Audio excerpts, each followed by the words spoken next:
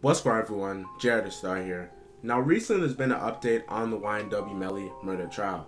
YNW Melly has officially avoided the death penalty. Now, we all know how the story goes. In October of 2018, YNW Melly and his three friends, Bortland, Sack Chaser, and Juvie, were leaving a recording studio late at night. Now, when they're leaving the recording studio late at night, they merged onto the freeway in Florida, and someone pulled up to the right side of them allegedly and emptied the entire clip in the car, which killed YNW Sack Chaser and YNW Juvie. Now, this was the story that YNW Melly and Borland told the police, and after analyzation such as bullet trajectory and other stuff, the police weren't really buying it, and they tried to stage it as a cover-up that YNW Melly and Borland killed his friend and basically made a cover-up to stage what happened on the murder. Now, like I said, this is what they're saying right now, and they're currently in court right now as the trial has started. And Melly has avoided the death penalty, but it's not about lack of evidence. It's basically a simple mess up on the prosecutor and on the Fed side.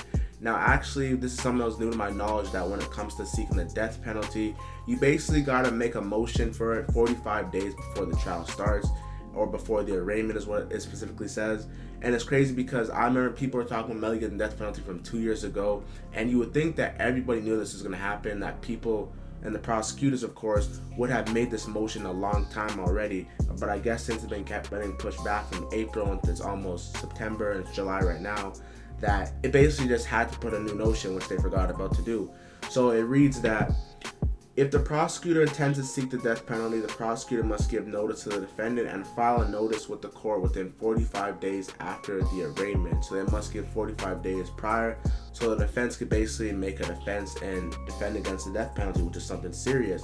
Now, death penalty is in Florida and used not frequently, of course, because people are on death row and don't get sentenced, or don't get killed, sorry. And this is something that's been going on for a while.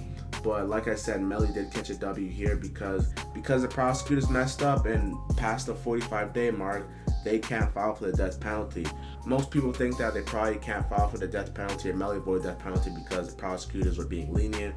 They may have felt bad for him. They were rethinking it. That is not the case. The prosecutors strongly wanted him to get the death penalty if convicted, but they just messed up on their part because they forgot to file for the motion.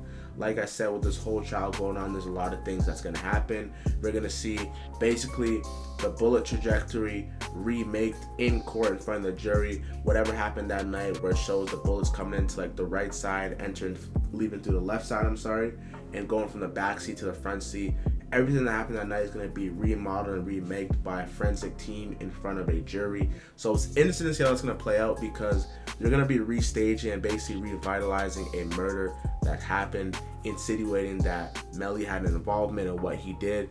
Like I said, I've been reading a lot of stuff and watching a lot of videos. Shout out to Lawyers for Work, Mo Gang. Now he's actually a lawyer that covers it. And he basically said that when it comes to the Melly case, it's going to be a battle of the experts, because you have to identify who was a shooter. In this case, there's no fingerprints, there's no murder weapons, so major stuff that are needed to indict someone or convict someone is missing. And that's just the point blank period. That's just the facts. That's just the truth of the matter. Like, you need this stuff to indict someone. Usually, if you were to have video evidence or surveillance, that's another thing that's missing. There's no video evidence or surveillance. Like, if you were to have that, it's enough to kind of convict you. What they have though is cell phone records showing that he was at the place and at the time, so there is really no denying that he was there. Not his involvement, but that he was there at the time, because the cell phone record shows that he was there during when it happened. And they also put up something on Instagram showing that he messaged someone saying that I just did that. But like I said, there is no true context of what he said that in, so that's gonna be something that the prosecutors and the defense are gonna have to argue, because even though it may have been said around the time, we have no true context of what it was said for. So, like I said, we don't really know the true meaning of what that was said. We can only insinuate and basically make assumptions of what that was said for. But when it comes to this Melly trial, man, this is off to a good start for him.